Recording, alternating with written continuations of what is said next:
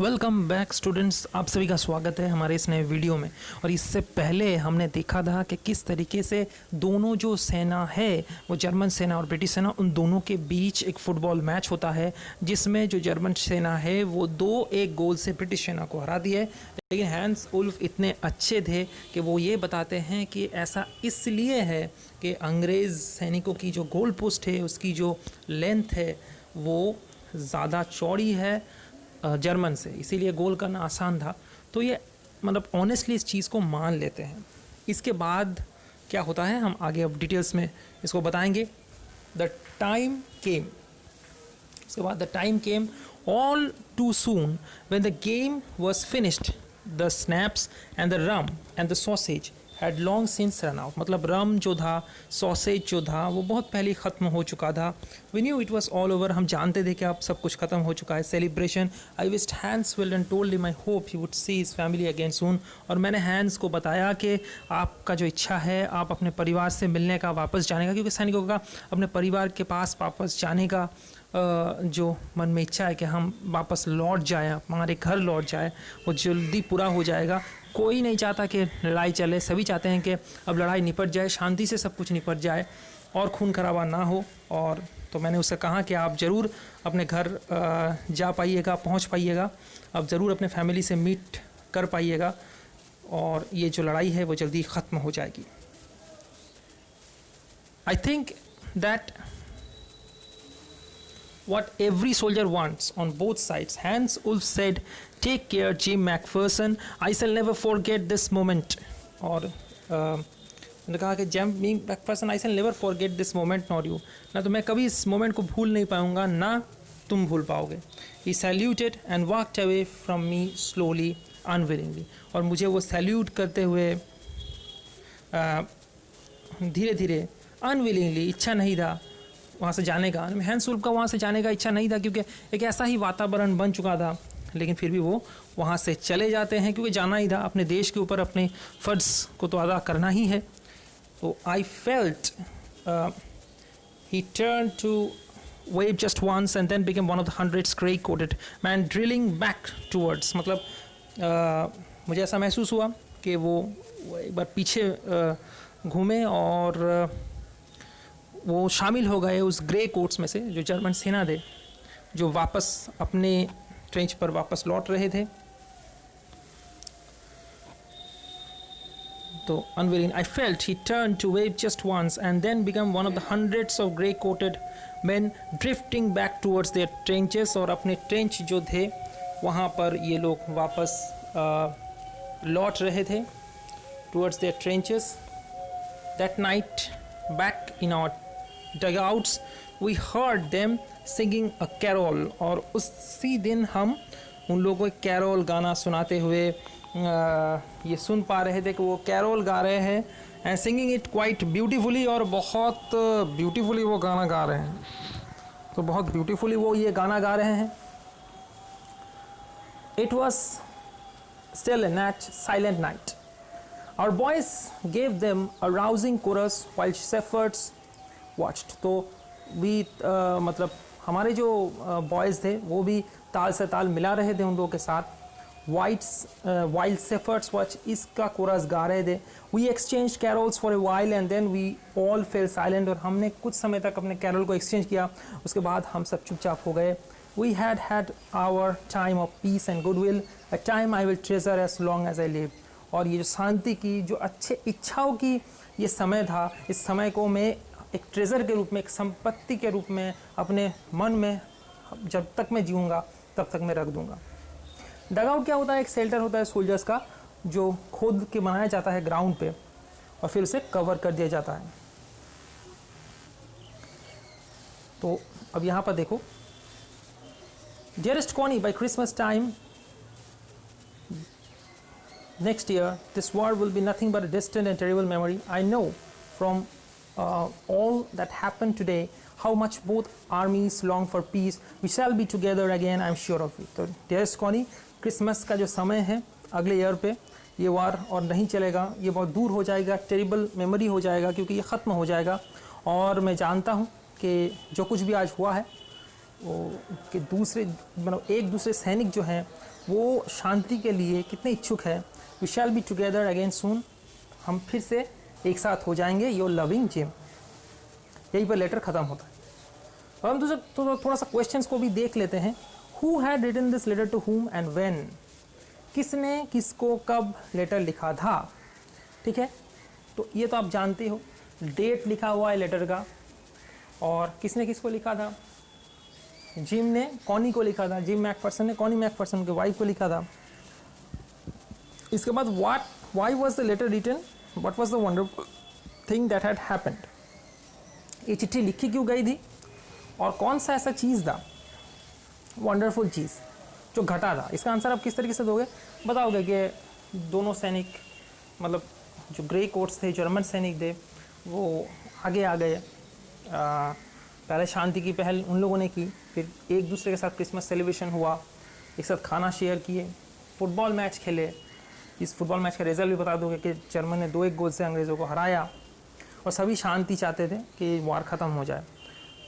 इसके बाद what jobs did Hans Wolf and Jim McPherson have when they were not soldiers, मतलब Hans Wolf और Jim McPherson क्या काम करते थे जब वो सोल्जर्स नहीं थे। तो दोनों क्या काम करते थे आप जानते हो, एक टीचर था और एक क्या बजाता था, सेलो बजाता था। ठीक है, तो had Hans Wolf ever been to Dorset, क्या हैंस वुल्फ डॉर्सेट गया था, नहीं, वो डॉर्सेट नहीं गया था। वाई डिड ही से न्यू इट, उसने इसलिए कहा था क्योंकि टॉमस हार्डी का एक नोवेल है far from the madding crowd, वहाँ से उसे डॉर्सेट के बारे में पता लगा था, जो कि स्कूल में किताब उसने पढ़ा था।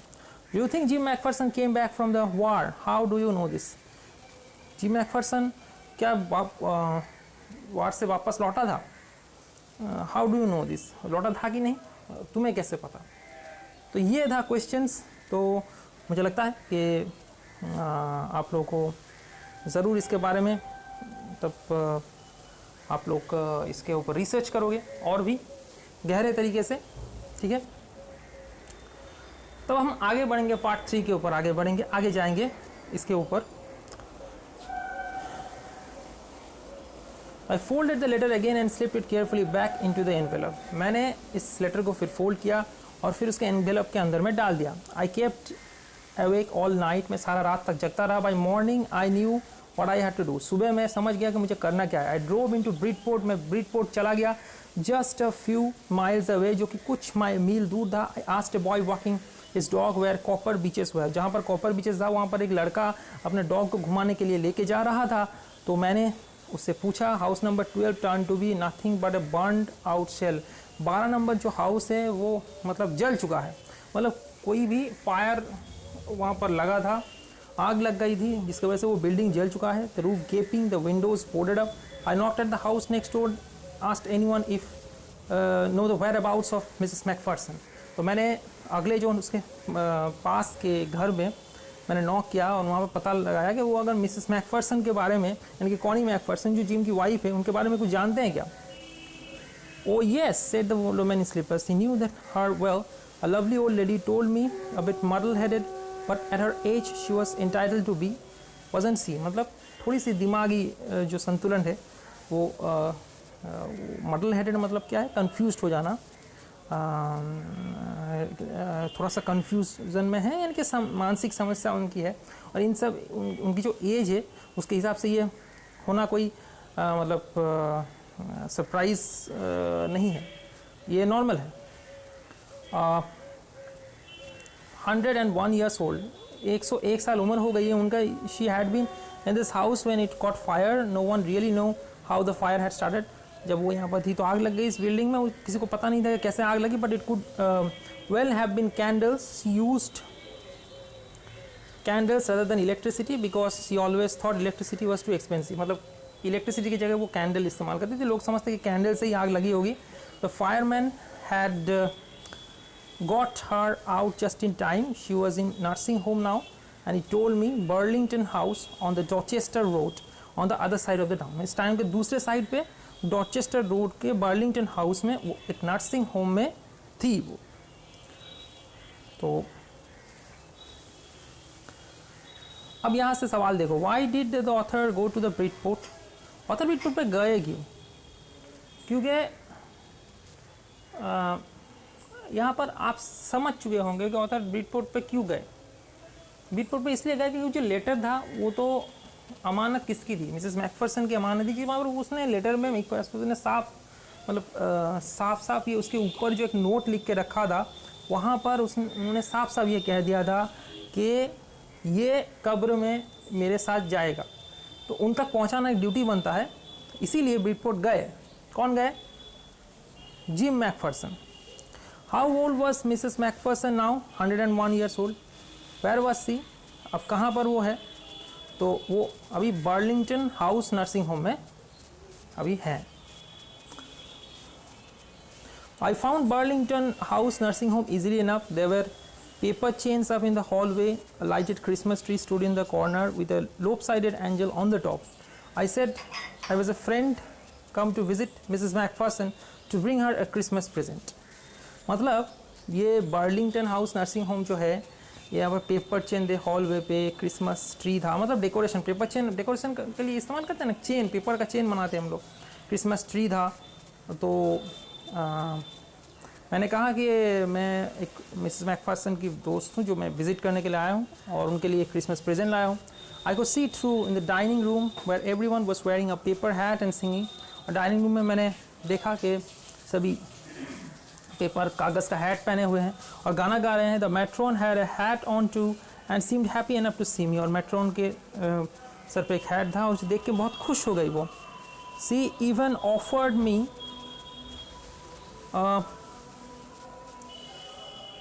offered me a mince pie. She walked me along. तो mince pie ने मुझे ऑफ़र किया, एक टाइप का पाई होता है। और she walked me along the corridor. Mrs. McPherson is not with others. She told she is rather confused today as we thought that it's best if she had a good rest. She has no family, you know, no one visits. कोई नहीं आता Mrs. McPherson को साथ मिलने के लिए। I'm sure that she will be only too pleased to see you. और आपको देख के ज़रूर बहुत खुश होगी। She took me into the conservatory with wicker chairs and potted plants all around and left me. मतलब वहाँ पर wicker chair हैं और पॉट में प्लांट उगाए गए हैं, तो वहाँ पर मुझे लेके गए। The old lady was sitting in a wheelchair. जो लेडी थी, मैं मिसेस मैकफरसन, वो एक व्हील चेयर में बैठी हुई थी। Her hands folded in her lap. उनके जो हाथ है वो अपने लैप पे थे। She had a silver white hair pinned into a wispy bun. She was gazing out of the garden. Hello, I said. She turned and looked up at me vacantly. Happy Christmas, Connie. I went on. I found this. I think it's yours. तो मतलब happy Christmas wish करते हैं कौन? Gym McPherson. ये sorry, ये जो narrator हैं वो उनको विश करते हैं किनको? इनको। ये हैं कॉनी मैकफरसन। तो उनको विश करते हैं मैरी क्रिसमस और फिर उनको वो लेटर देते हैं। I found this, I think it's yours. मुझे ये मिला, मुझे लगता है कि ये आपका है। As I was speaking her eyes never left my face. I open the tin box and gave it to her and that was the moment her eyes lit up with recognition and her face become suffused with sudden glow of happiness. तो वो बहुत खुश हो गई उसके बाद, letter मिलने के बाद। आई explained about the desk, about how I had found it, but I don't think she was listening. तो मैंने उसके बाद डेस्क के बारे में बताया कि ये लेटर मुझे मिला कैसे। For a while she said nothing. कुछ समय तक तो उन्होंने कुछ कहा नहीं, but stroked the letter tenderly with her fingertips. और लेटर को उन्होंने अपने फिंगर टिप से पकड़ा। Suddenly she reached out and took my hand and eyes way fill with tears. उसके बाद उनके आंखों में आंसू आ गए। You told me you would come home by Christmas. आपने मुझे कहा था कि आप क्रिसमस पे आओगे। She said and here you are. ये देखो आप आ गए। The best Christmas present in the world. यही मेरे लिए सबसे अच्छा क्रिसमस प्रेजेंट है। Come closer Jim dear, sit down. और पास आओ यहाँ पर जिम, बैठो। तो उनको वो जिम समझ रहे थे, ऑथर को वो जिम समझ रहे थे यहाँ पर। I sat down beside her and she kissed my cheek. I read your letters so often, Jim, every day. I wanted to hear your voice in my head. It always made me feel you were with me. मैं हर दिन तुम्हारे letter पढ़ती थी और मैं तुम्हारा voice सुनना चाहती थी और मुझे हर वक्त ये लगता था कि तुम मेरे साथ हो। और अब तुम आ गए हो। Now you are back. You can read it to yourself. Read to me yourself. अब तुम खुद पढ़ के ये मुझे सुना सकते हो? Would you do that for me Jim dear? क्या तुम ये करोगे मेरे लिए? क्या तुम पढ़ के सुनाओगे? I just want to hear your voice again. मैं सिर्फ तुम्हारा वॉइस फिर से सुनना चाहती हूँ। I would love that so much and then perhaps we will have some tea. I made a nice Christmas cake. उसके बाद हम चाय पियेंगे। मैंने क्रिसमस केक बनाया है तुम्हारे लिए, मर्जीपन बनाया है all around. I know how much you love marzipan, और मैं जब जानता हूँ कि मर्जीपन तुम्हें कितना पसंद है। और माइकल मॉटपूर को। तो ये यहाँ पर ख़त्म हो जाता है। यहाँ से भी कुछ क्वेश्चंस है। Who did Connie McPherson think her visitor was? तो Connie McPherson thought that her visitor was her husband Jim McPherson. Which sentence in the text shows that the visitor did not try to hide his identity? तो उसने तो sentence में बताया गया था, वो जब लेटर के बारे में बोल रही थी कि लेटर मुझे यहाँ से मिला, तब उसने आइडेंटिटी अपने छुपाने की कोशिश नहीं की। ये क्लियर हो जाता है। ठीक है, इसके बाद और भी क्वेश्चन है तो आप लोग कर लेना अच्छी तरीके से। आज के लिए इतना ही।